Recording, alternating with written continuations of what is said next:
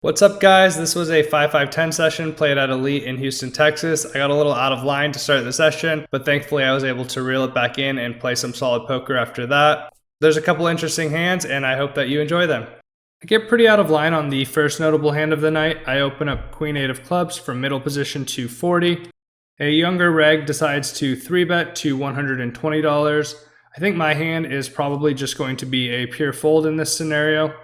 I decide to 4-bet here though to $280. I think my 4-bet sizing is a little bit small. I'm not sure what exactly compelled me to 4-bet in this exact instance. In hindsight, I don't think this is probably a good play. Although I think the young reg definitely has a lot of bluffs in his range, I don't think he has enough to merit a deviation this wide. He calls the 4-bet and we go heads up to the flop with the pot at $580. The flop is the ace of spades, 6 of spades, 3 of spades. Generally, monotone boards are going to be slightly better for the 3-bet and 4-bet calling range, as they have more of the suited broadways and some of the suited connected hands in their range. I'm not sure if this is quite as pronounced in 4-bet pots, as I'm going to have some of the suited ace-x combos. Regardless, I think that this is a board that I probably still have a range advantage on. I have a lot more of the ace-king, ace-queen style of hands than my opponent, and I think a lot of his range is made up of pocket pairs and some of the medium strength ace-x, like ace-jack, ace-10. I think I can probably bet this at a very high frequency, especially when I'm using small sizes. I decide to continue here for $150. He thinks for a little bit and makes the call. We go to the turn with the pot at $880. The turn is the 4 of diamonds. This card really shouldn't interact with either of our ranges, maybe ace-4 suited, which there's 2 combos of. At this point, my opponent has ace-x combos, and I think they pretty much have all of their pocket pairs still. They may have something like the king-queen offsuit with a spade. Overall, I wouldn't expect them to have too many flushes. I think most of their flush draws are going to be things like ace-queen with the queen of spades, or their pocket pairs that contain a spade. I think on this turn card, I probably want to apply pressure against that range and make him fold out a lot of his pocket pairs that don't contain a spade and possibly some of his weaker ace-x combos. I barrel here for $350. He thinks for a little bit and he makes the call.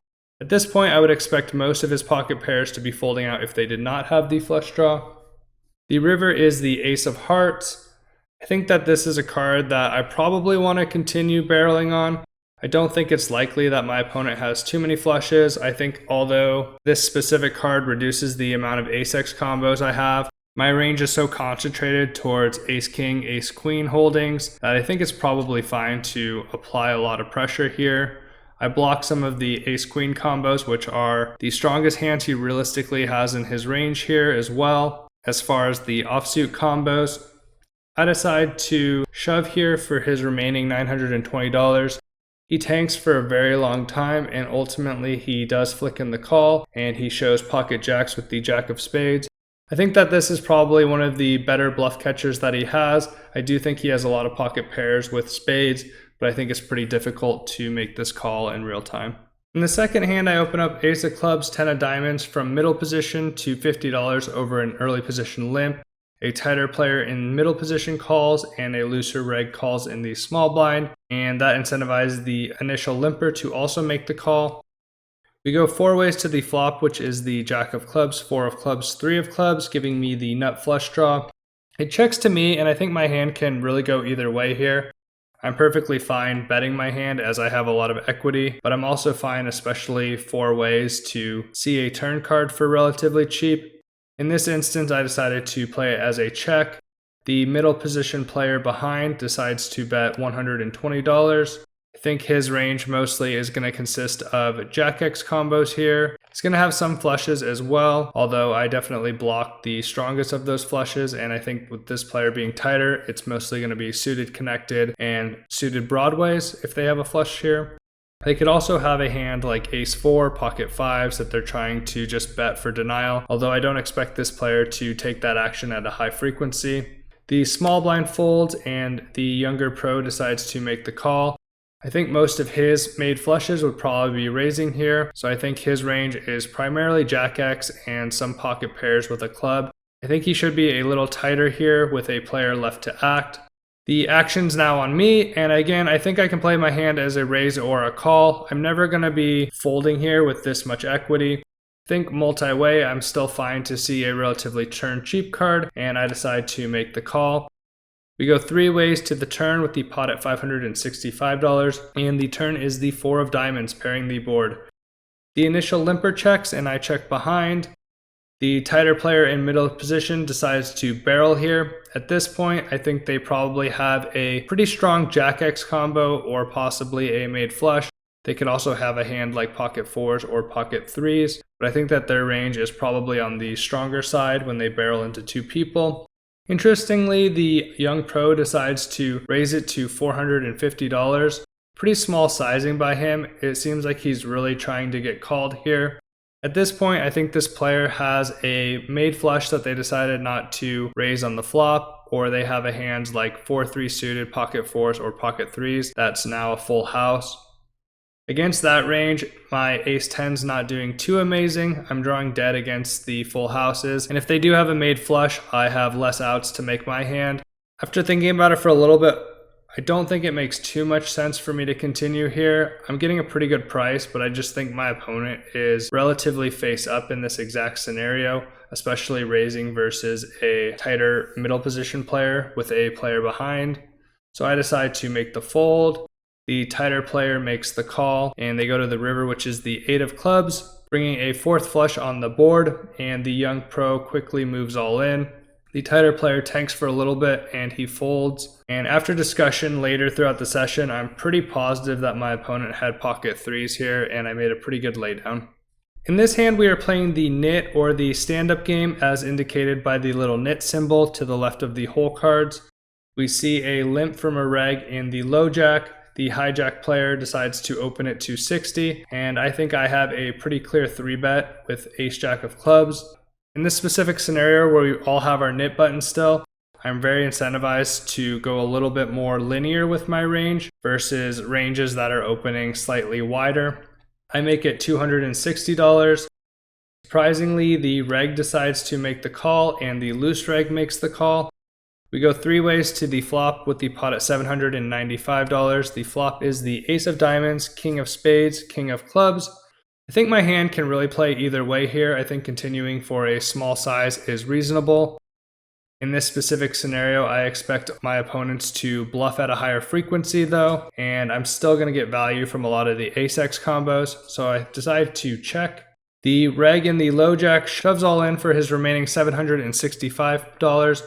The loose reg folds, and I don't think I can really be folding after I've decided to check here. And if my opponent has a king, then he has a king. I still have 2 outs. I make the call, and the turn is the 10 of spades, and the river is the 6 of diamonds. He asks if I have an ace. I show him the ace jack. He says I'm good, and we scoop this 2.3k pot and get rid of our nit button. A few hands later, we are still playing the nit game, and the loose reg from the previous hand opens it up to 50 in the cutoff. I defend king 2 of clubs in the straddle, and we go heads up to the flop, which is the king of spades, 8 of clubs, 3 of hearts. I check and my opponent c-bet $75. I think that playing the nit game, my opponent's going to be c-betting a very high frequency. I think that my hand probably just wants to play a pretty pure call in this scenario, and that's what I do. The turn is the queen of diamonds. I check and my opponent checks back. I think at this point my opponent's pretty much giving up with air, or they have a hands like queen jack, queen 10, queen 9 that had some back doors and decided to bet on the flop, but now they're trying to get to showdown. There's still going to be some weaker pairs in here as well that tried to bet for denial, something like 4-3 suited, ace 3 suited, possibly like an 8-7. At this point, I'm pretty positive that I have the best hand, as my opponent should be barreling most of their king X in this scenario. The river is the 10 of spades. I still have top pair here, and I don't think there's too many hands that my opponent's beating me with. Queen 10 has definitely improved, but outside of that, the only hand is Jack 9 that decided to give up. Possibly a hand like 10-8, although I don't think that my opponent is probably c-betting that at a high frequency on the flop. Regardless, I think I should go for a pretty thin value here and try to get value from a lot of these weaker pairs that have hit the queen or the 10, and I decide to block bet $85. Very quickly, my opponent raises to $600. Kind of an unfortunate spot for me. I think I have an okay bluff catcher, but I don't think my opponent's probably bluffing too much when they take this line. They played it pretty passively, and it seems like at this point they had a monster, whether they backdoored into a straight or two pair. Regardless, this large sizing and quick action is pretty much never a bluff, and I decide to fold. My opponent actually has to show because we are playing the nit game, and to get rid of your nit button, you must show, regardless if you are bluffing or not. He shows the Jack 9 of clubs, which is super unfortunate. He hits the runner straight, and we actually have him pretty dead on the flop as he has to hit runner straight or runner two pair / trips to actually beat me here. So pretty unfortunate run out, but pretty small pot overall. In this hand, the young pro opens up from early position to $50. I have ace 3 of spades in middle position. I think all actions are pretty reasonable with my hand. I think this makes a pretty good 3-bet bluff, although I want to be bluffing slightly less versus an early position open. I also think that this hand is perfectly fine to fold, as the early position open should be a somewhat stronger range, although I do think that this specific player is probably opening slightly wider. Given the players behind, I think that call is very reasonable here, as I expect to see at least 1 or 2 more callers, and this hand plays pretty well multi-way, and it gives me much better odds. So I decide to make the call.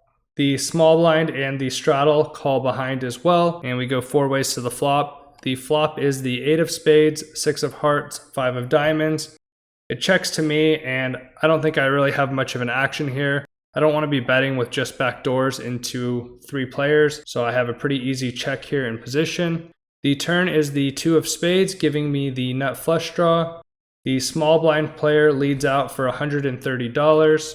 I think that he's going to have a couple sets here. He's going to have some straights, but he's going to have a lot of 2 pair, top pair, flushes. He has a pretty wide range here, but I think he's going to be slightly stronger betting into 3 people. And I think if he does have a draw, it's often going to be a combo draw. The tournament reg calls in the straddle. I think at this point he probably has a lot of the middling pairs, maybe a top pair combo. The young pro folds, and I'm getting a pretty good price. Again, I think my opponents are going to be betting a little bit stronger here when they're betting into a field of players. So I don't think raising has quite as much fold equity, and being in position, I decide to call. 3 of us see the river, which is the king of spades, giving me the nut flush. And we see the best possible scenario when the small blind player decides to rip in his last $700 while we're holding the nuts. The tournament reg folds, and I quickly call and show my opponent that I have hit runner nut flush. My opponent is not very happy, as they actually have the 9-7 of spades, flopping the nut straight and hitting runner flush as well. So I got extremely lucky here, and we pull in this 2K pot. The younger pro opens to $30 on the button. I think he's been opening pretty wide at this point. He often opens pretty wide on the button, but he has seemed particularly aggressive this session. Because of that, I decide to 3-bet Queen 8 of diamonds to $150. This is a hand I'm really not going to be 3-betting too often, but I think it's fine to mix in there at a very low frequency. He thinks for a little bit and makes the call. We go heads up to the flop with the pot at $315, and the flop is the beautiful Queen of Hearts, 8 of Hearts, 5 of Clubs, giving me top 2 pair, which is a very disguised hand in this situation, as I really don't often have this hand. I'm going to have a lot of overpairs here, some ace queen, some pocket 8s, but for the most part, I'm going to have a lot of air that misses here that also has a lot of equity though. Hands like Jack 10, Ace King that have backdoors or overcards. Specifically, the Queen high board is not going to be bet at a very high frequency, as my opponent has a lot more of the Ace Queen and King Queen offsuits in their Broadway range than other combos. They're also going to have a higher frequency of pocket 8s and pocket 5s. But with this specific combo, I do think that I probably want to be betting here. I continue for $200. Going to be using a mix of sizes here, and the young pro thinks for a little bit and makes the call. I think at this point he could definitely have a Queen X combo. I think he's primarily going to be raising his pocket 8s and pocket 5s, but he's going to have some of them still in his range. Outside of that, he's going to have a lot of draws. I would expect some of his combo draws to also be raising, but he's going to have some hands like Jack 10 that continue once in position, as well as hands like 7-6 and flush draws. But a lot of his range is going to be pocket pairs and Queen X. The turn is the 2 of clubs, which really doesn't help either of us. It's a pretty interesting card in a 3-bet pot. Typically not going to be using a high frequency of overbets, but this specific scenario is going to be a spot that gets overbet a lot, where the turn card doesn't necessarily bring in a lot of draws, but brings in a second flush draw. So my opponent has a wide range of hands that have a lot of equity that I want to apply a lot of pressure on. Because of that, I do decide to overbet for $850. So not massively overpot, but going to apply a little bit more pressure on some of his Queen X combos, his pocket pairs, and some of his stronger draws. He thinks for a little bit and decides to make the call. The river is the 6 of clubs. Not my favorite river in the deck. I don't think my opponent has any straights, and I think they would have folded all of their pocket sixes on the turn. So realistically, the only hands that are beating me are backdoor clubs. I think this is going to be pretty infrequent overall, especially because my opponent's really only continuing with clubs that have additional equity. So it's going to be the Queen X or 8X of clubs, or possibly something like the Jack 10 of clubs that picked up the flush draw with the straight draw. Although I expect most of those combos probably just to be playing a pure raise on the turn. I think I have a pretty clear value bet still, and I bet $1,625. My opponent quickly folds. It sounds like they had a combo draw with the straight draw and the heart flush draw, so he actually got the absolute maximum by overbetting the turn. This hand ends up being probably the most interesting one of the session. We see a cutoff open to $40 from the tournament reg and both the button and the small blind flat. Generally, the player in the small blind is playing a very aggressive strategy from the small blind, and they are 3-betting at a very high frequency. I would expect all of his stronger hands to definitely be 3-betting here. So when he flats, it definitely condenses his range quite a bit. I would expect most of his range to consist of medium to weak pocket pairs, some suited connectors, a couple of suited ace-x combos, and possibly some weaker suited broadways like Jack 10 suited. I think all of his stronger broadways are probably 3-betting pre, and this ends up playing quite a big role later in the hand. I look down at pocket jacks in the big blind, and I have a pretty pure 3-bet here, and I raise it to $200. Both the cutoff and the button player fold, and we see a call from the younger pro in the small blind. We go heads up to the flop, which is the king of spades, 8 of diamonds, 4 of diamonds. He checks, and I think I want to be value betting here at some frequency with pocket jacks. Definitely checking a little bit more with the stronger pocket pairs right below the King X, as they have a little bit less need for denial. But I think I'm still going to gain value from a lot of draws here and weaker pocket pairs, as well as hands like 9-8 and 8-7. Like I said, I don't expect my opponent to have too many King X combos here. So I'm actually surprised when he decides to check raise to $450.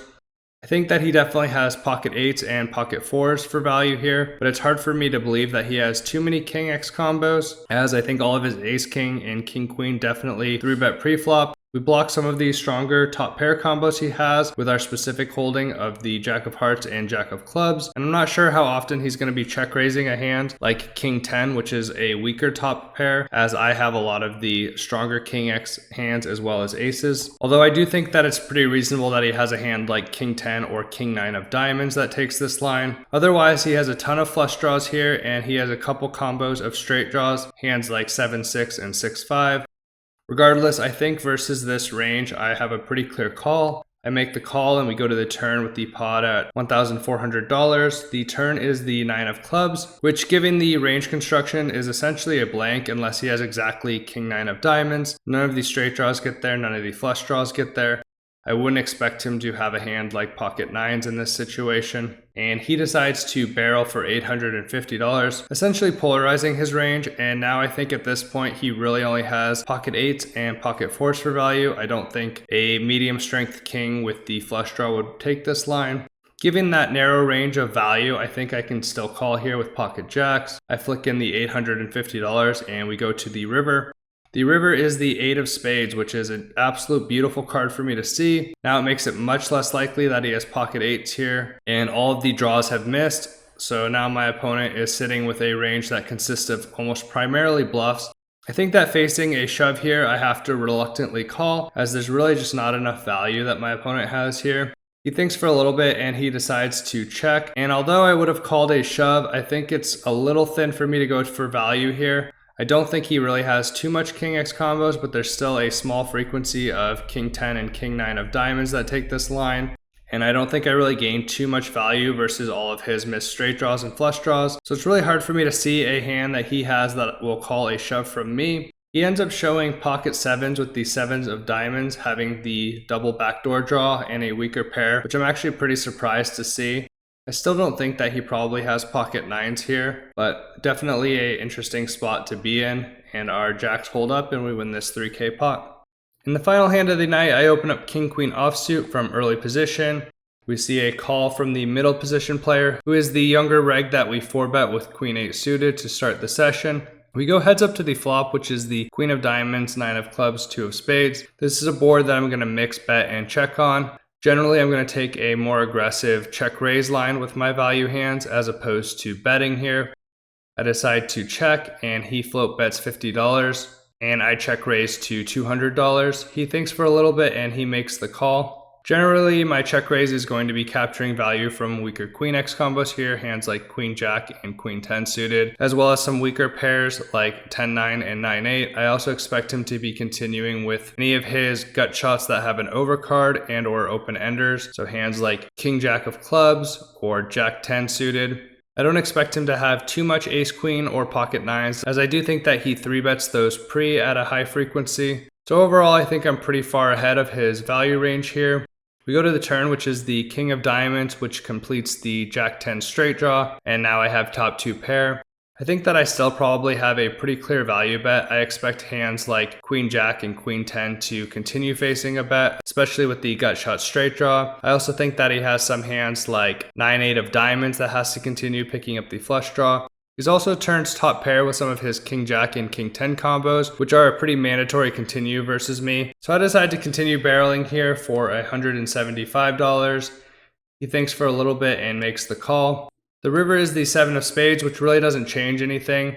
I think I have a mix of sizes here. I have a hand that's strong enough to value bet large, but my specific hand probably wants to go small at some frequency, blocking a lot of the calling range, which consists of king and queen X from him. Probably go a little bit too large here, and I decide to bet $550. He thinks for a little bit, and ultimately he decides to fold, and he shows the queen jack suited. Unfortunately, we didn't get the max amount of value that we could from this hand, although I don't know if he's calling a smaller bet either. Regardless, I think that the check raise worked out perfectly here, and I scooped this $1,400 pot. Another profitable session, I made just shy of $4,300. This session was really the start of the upswing that I've had the last couple of months, so it's been super nice, especially when I had one of the most horrendous months prior to this session. So here's to this upswing continuing, and I'll see you guys in a few weeks.